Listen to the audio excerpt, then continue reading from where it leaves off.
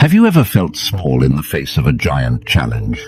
Have you ever had the sensation that the whole world was against you, even when you knew you were doing the right thing? If so, then you have more in common with one of the greatest kings in history than you might imagine.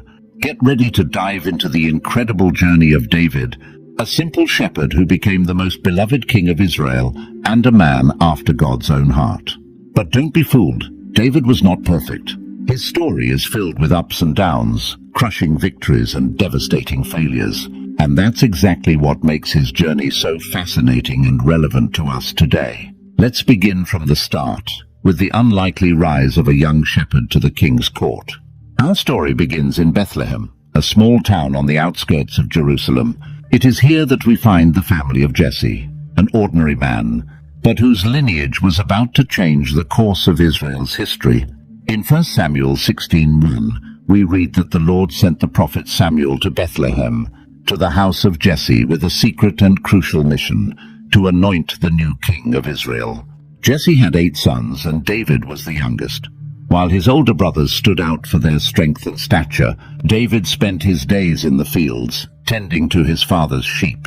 This seemingly insignificant task was shaping the character of the future king. In the fields of Bethlehem, David learned lessons that no palace could teach.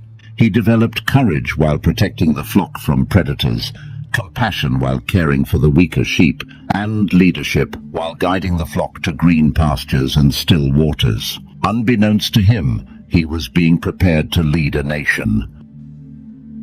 In 1 Samuel 16:11, when Samuel arrived at Jesse's house, all the older sons were presented one by one. But the Lord had not chosen any of them. Intrigued, Samuel asked Jesse if he had any more sons. "There is still the youngest," Jesse replied, "but he is tending the sheep."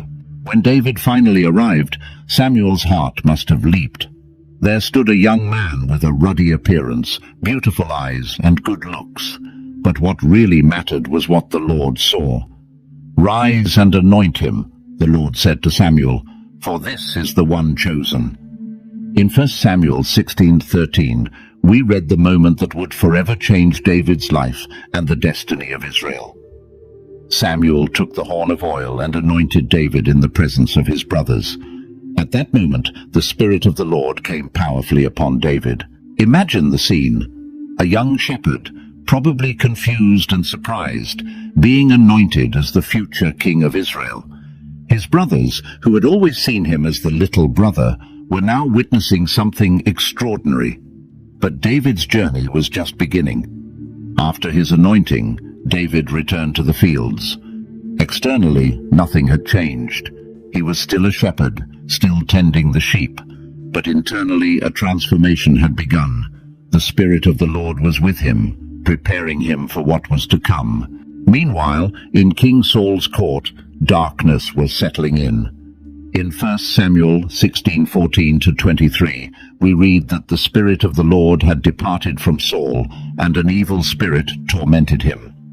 Saul's servants, seeking a solution, suggested that someone skilled in playing the harp be found, believing that music could calm the disturbed king. It was then that David's name came up. One of the servants knew him, and described him as someone who not only played well, but was also brave, a warrior, wise in speech, and of good appearance. And most importantly, the Lord is with him. Thus, David was summoned to Saul's court. The young shepherd, who had recently spent his days in the fields of Bethlehem, now found himself in the royal palace, playing to soothe the tormented spirit of the king. Saul was impressed with David and made him his armor-bearer. At this point in the story, we see how God was orchestrating events. David's musical talent, developed during the long hours in the fields, now positioned him to learn about the court and leadership, preparing him for his future role. But the moment that would truly define David's youth was yet to come. In 1 Samuel 17, we find the famous confrontation between David and Goliath. The Israelite army was at war with the Philistines, and a Philistine champion named Goliath challenged the Israelites daily to send out a champion for single combat. Goliath was a giant, standing about 3 meters tall. His armor weighed over 50 kilograms, and the tip of his spear was like a weaver's beam. For 40 days, he mocked the Israelite army, challenging them to send a champion to fight him. David, who had temporarily returned to tend his father's sheep, was sent to the battlefield to bring supplies to his older brothers. Upon arrival, he heard Goliath's challenge and was indignant. "Who is this uncircumcised Philistine that he should defy the armies of the living God?" he asked. David's courage in the face of the giant did not arise in that moment. It had been forged in the fields of Bethlehem, where he had faced lions and bears to protect his flock. When questioned about his ability to face Goliath, David confidently replied, "The Lord who delivered me from the paw of the lion and the bear will deliver me from the hand of this Philistine." Armed only with his sling, 5 smooth stones from the brook, and an unwavering faith in God, David advanced to face Goliath. The contrast could not have been greater.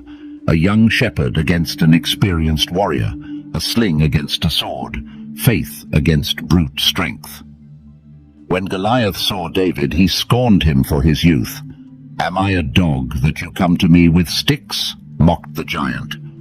But David replied with words that would echo through the ages. "You come against me with sword, spear, and javelin, but I come against you in the name of the Lord of hosts, the God of the armies of Israel, whom you have defied."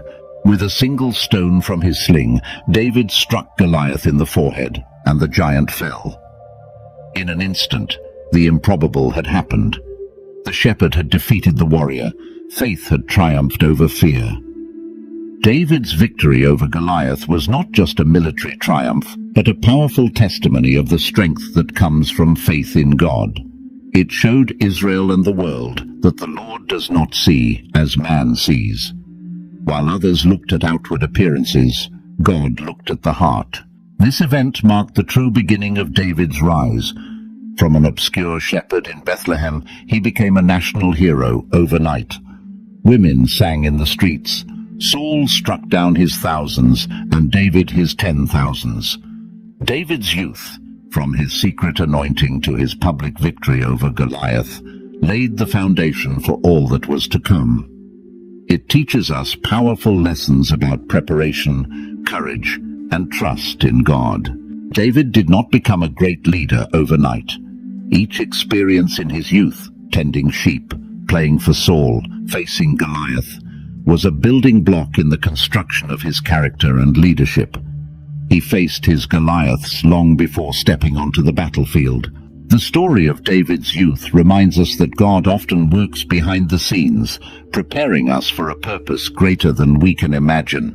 In moments of apparent insignificance, when we feel forgotten or underestimated, God may be shaping our character and developing the skills we will need for our future.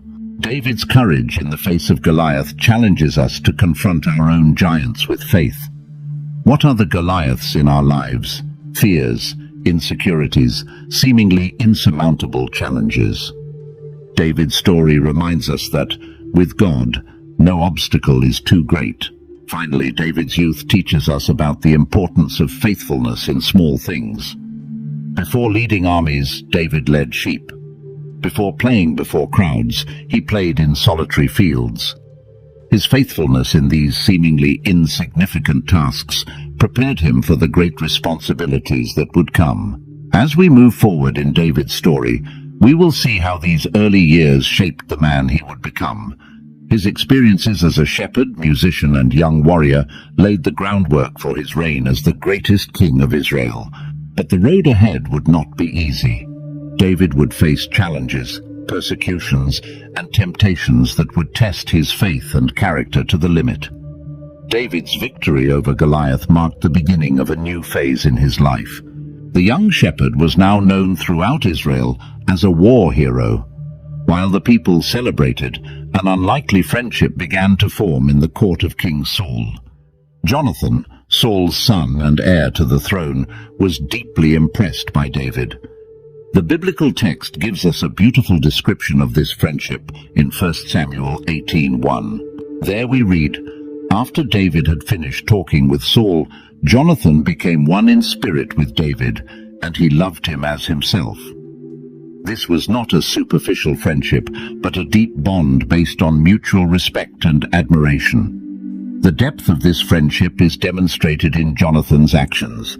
In 1 Samuel 18:4, we see a symbolic and significant gesture.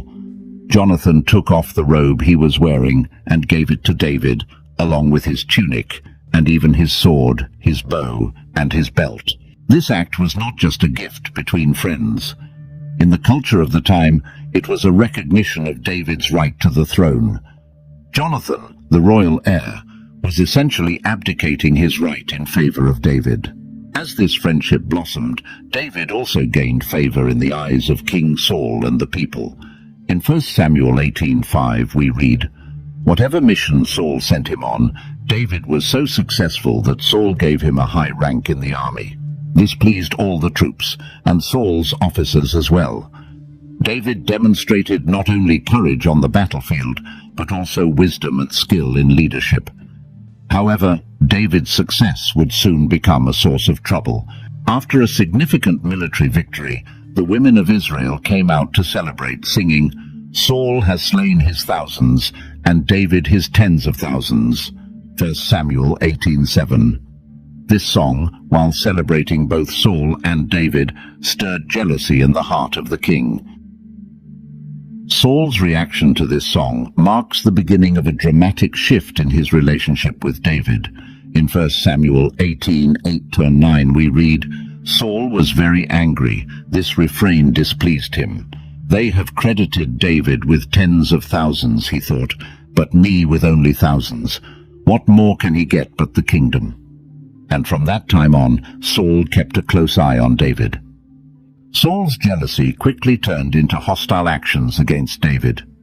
The next day, as we are told in 1 Samuel 18:10-11, an evil spirit from God came forcefully on Saul. He was prophesying in his house, and David was playing the lyre, as he usually did. Saul had a spear in his hand and hurled it, saying to himself, "I'll pin David to the wall." But David eluded him twice.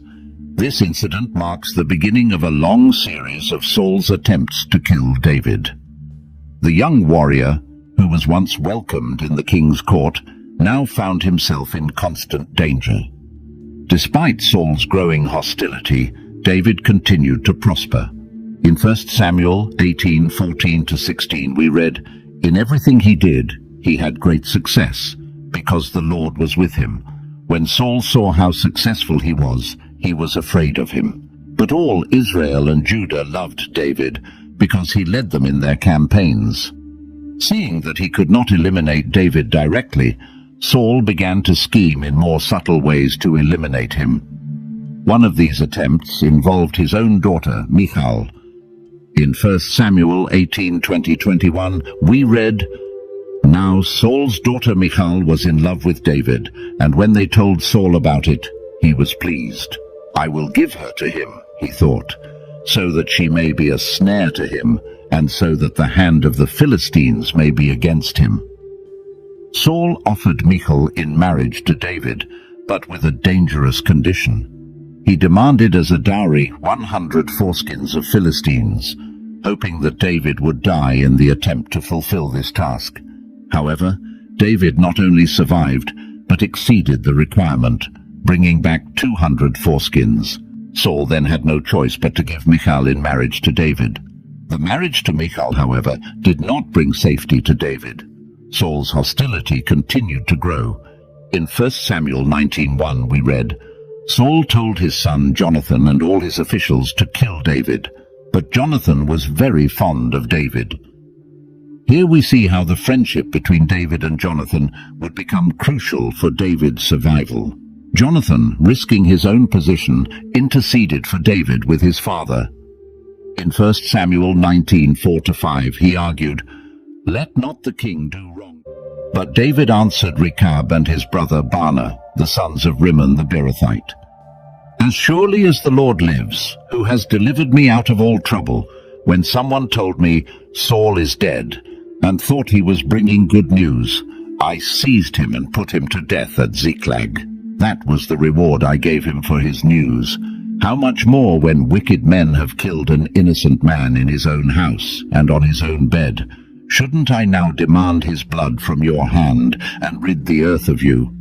So David gave an order to his men, and they killed them. They cut off their hands and feet and hung the bodies by the pool in Hebron. But they took the head of Ishbosheth and buried it in Abner's tomb at Hebron. With Ishbosheth's death, the way was open for David to become king over all Israel. In 2 Samuel 5:1-3, we see the unification of the kingdom. All the tribes of Israel came to David at Hebron and said, "We are your own flesh and blood. In the past, while Saul was king over us, you were the one who led Israel on their military campaigns. And the Lord said to you, 'You will shepherd my people Israel, and you will become their ruler.'" When all the elders of Israel had come to King David at Hebron, the king made a covenant with them at Hebron before the Lord, and they anointed David king over Israel. This anointing at Hebron marked the fulfillment of the promise that God had made to David years before. The shepherd of sheep, the court musician, the fugitive warrior, was now the king of all Israel. One of David's first actions as king of unified Israel was the conquest of Jerusalem. In 2 Samuel 5:6-7 we read, "The king and his men marched to Jerusalem to attack the Jebusites who lived there. The Jebusites said to David, 'You will not get in here. Even the blind and the lame can ward you off.' They thought, 'David cannot get in here.' Nevertheless, David captured the fortress of Zion, which is the city of David. The choice of Jerusalem as the capital was strategically brilliant. Situated on the border between the territories of the northern and southern tribes, Jerusalem would serve as a unifying point for the nation. Moreover, since it had not been previously associated with any specific tribe, it could become a truly national city. After establishing Jerusalem as his capital, David faced the threat of the Philistines. In 2 Samuel 5:17-21, we see how David dealt with this situation. When the Philistines heard that David had been anointed king over Israel, they went up in full force to search for him. But David heard about it and went down to the stronghold. Now the Philistines had come and spread out in the valley of Rephaim. So David inquired of the Lord, "Shall I go and attack the Philistines? Will you deliver them into my hands?" The Lord answered him, "Go, for I will surely deliver the Philistines into your hands." So David went to Baal-perazim, and there he defeated them. He said, "As waters break out, the Lord has broken out against my enemies before me." So that place was called Baal-perazim. The Philistines abandoned their idols there, and David and his men carried them off. This victory over the Philistines was significant not only militarily, but also spiritually. The capture and destruction of the Philistine idols symbolized the supremacy of the God of Israel over the gods of neighboring nations. With the nation unified and the capital established, David turned his attention to religious matters. One of his priorities was to bring the Ark of the Covenant to Jerusalem. The Ark, which represented the presence of God among the people, had been absent from the center of national life for many years. The first attempt to bring the Ark to Jerusalem, however, ended in tragedy. In 2 Samuel 6:6-7 we read, "When they came to the threshing floor of Nacon, Uzzah reached out and took hold of the Ark of God, because the oxen stumbled. The Lord's anger burned against Uzzah because of his irreverent act. Therefore God struck him down, and he died there beside the Ark of God." This incident taught David and all Israel an important lesson about the holiness of God and the need to follow his instructions carefully. After a period of 3 months, during which the ark remained in the house of Obed-Edom, David made a second attempt to bring it to Jerusalem. This time the ark was transported according to God's instructions, carried by the Levites. The entrance of the ark into Jerusalem was marked by great celebration. In 2 Samuel 6:14-15 we read, "Wearing a linen ephod, David danced before the Lord with all his might, while he and all Israel brought up the ark of the Lord with shouts and the sound of trumpets. David's dance before the ark was an act of pure worship and abandonment to the Lord. However, not everyone appreciated this act of devotion. Michal, the daughter of Saul and David's wife, despised him for his behavior. David's response to Michal in 2 Samuel 6:21-22 reveals much about his heart. David said to Michal, "It was before the Lord, who chose me rather than your father or anyone from his house, when he appointed me ruler over the Lord's people Israel. I will celebrate before the Lord. I will become even more undignified than this, and I will be humiliated in my own eyes, but by these slave girls you mentioned, I will be held in honor." With the ark established in Jerusalem, David desired to build a permanent temple to house it. However, God had other plans. In 2 Samuel 7:5-7, we read God's response through the prophet Nathan. "Go and tell my servant David, this is what the Lord says. Are you the one to build a house for me to dwell in? I have not dwelt in a house since the day I brought the Israelites up out of Egypt to this day. I have been moving from place to place with a tent as my dwelling." In various places. First, he went to the priest Ahimelech at Nob. Not wanting to reveal his situation, David lied about being on a secret mission from the king. Ahimelech, unaware of the danger, provided David with the consecrated bread and the sword of Goliath. This event, although seemingly insignificant, would have tragic consequences later. Doeg the Edomite, one of Saul's servants, was present and later reported the incident to Saul, leading to the execution of Ahimelech and many other priests. From Nob, David fled to Gath, Philistine territory, where he pretended to be insane to avoid being recognized as the famous Israelite warrior. After that, he took refuge in the cave of Adullam, where he was joined by his family and by everyone who was in distress or in debt or discontented. 1 Samuel 22:2. Meanwhile, Saul continued his relentless pursuit of David. The king's obsession with eliminating David led to extreme acts of cruelty, including the massacre of the priests of Nob, who had unknowingly helped David. During this period of flight, David had two notable opportunities to kill Saul, but he refused to do so. The first occurred in the cave of En-Gedi. Saul entered the cave to relieve himself, unaware that David and his men were hiding there. In 1 Samuel 24:4-6 we read, "The men said, 'This is the day the Lord spoke of, when he said to you, I will give your enemy into your hands for you to deal with as you wish.' Then David crept up unnoticed and cut off a corner of Saul's robe. Afterward, David was conscience-stricken for having cut off a corner of his robe, and he said to his men, 'The Lord forbid that I should do such a thing to my master, the Lord's anointed, or lay my hand on him, for he is the anointed of the Lord.'" The second opportunity occurred when David snuck into Saul's camp at night and found the king sleeping. Again, David refused to kill Saul, saying in 1 Samuel 26:9-11, "Don't kill him. Who can lay a hand on the Lord's anointed and be guiltless? As surely as the Lord lives, the Lord himself will strike him, or his time will come and he will die, or he will go into battle and perish. But the Lord forbid that I should lay a hand on the Lord's anointed." These actions demonstrate David's deep respect for the authority established by God, even when that authority was being unjustly used against him. David recognized that, despite Saul's flaws, he was still the anointed king of God, and it was not up to David to take the kingdom by force. Saul's persecution of David lasted for years, forcing David to live as a fugitive in his own country and even among Israel's enemies. During this time, David composed many of the Psalms we know today, expressing his anguish, his trust in God, and his determination to remain faithful. This period of flight and exile was a crucial time of formation for David. Away from the comforts of the palace and the glory of military victories, David learned to trust in God in extremely difficult circumstances. He developed leadership skills, gathering and commanding a diverse group of men.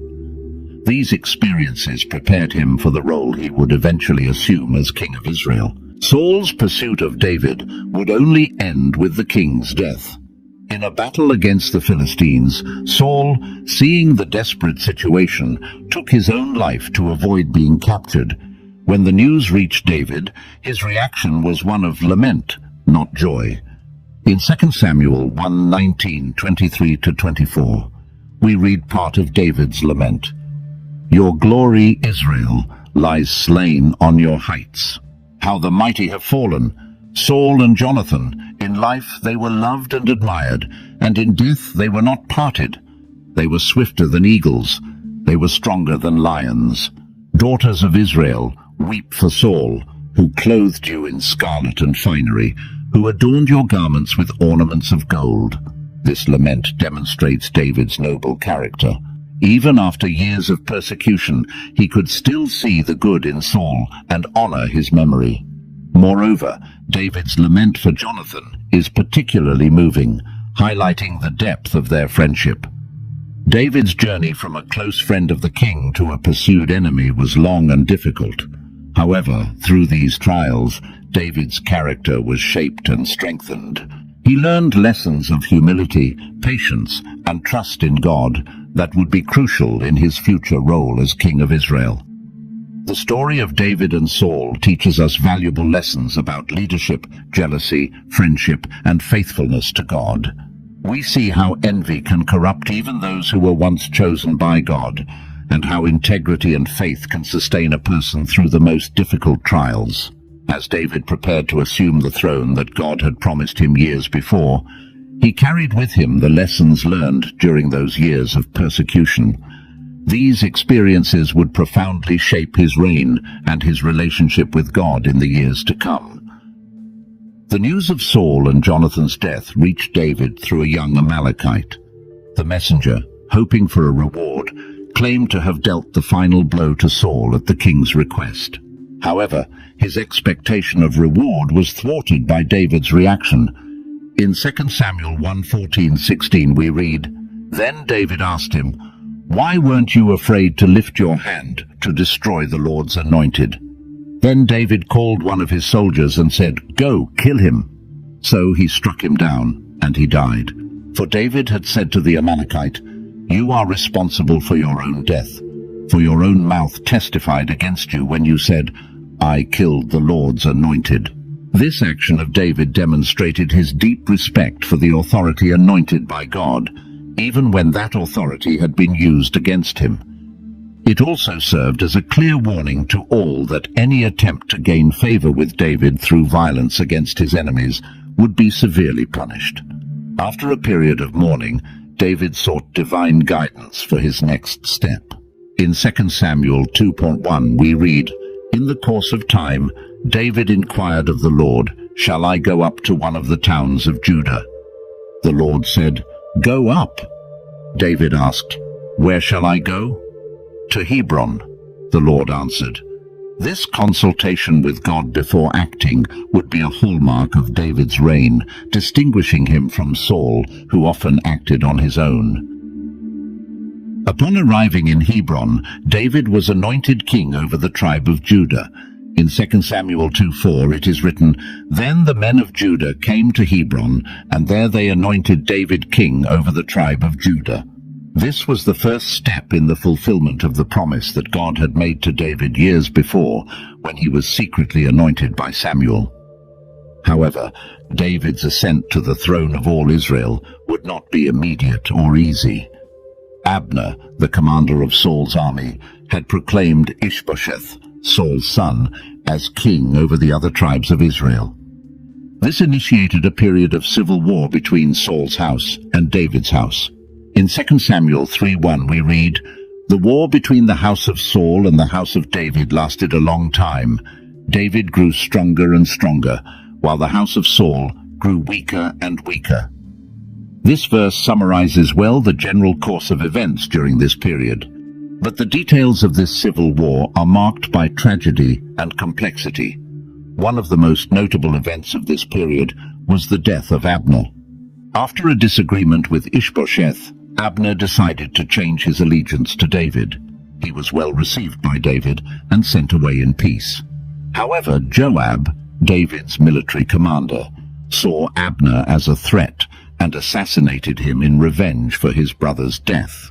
David's reaction to this assassination is revealing.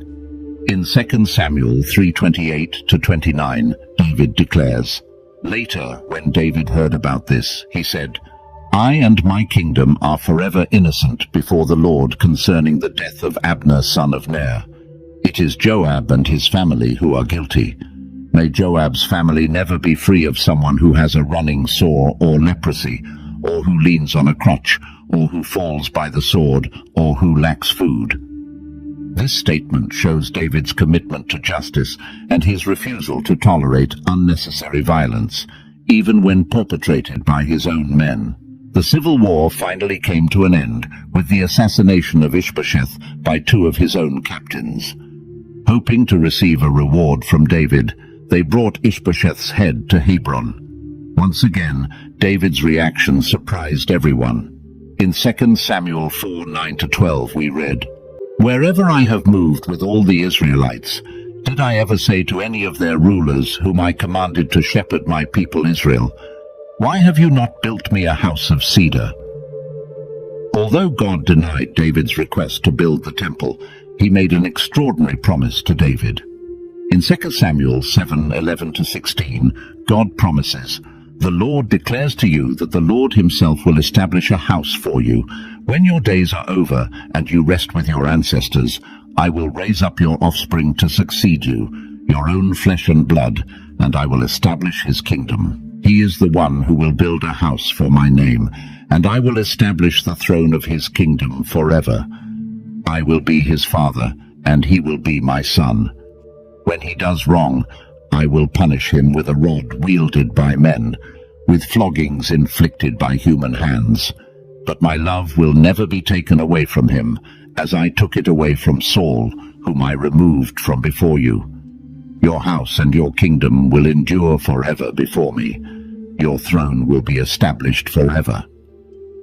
This promise, known as the Davidic covenant, is one of the most significant moments in the history of Israel. God promised David an everlasting dynasty, a promise that would find its ultimate fulfillment in Jesus Christ, the Son of David par excellence. David's response to this promise is a beautiful prayer of gratitude and humility.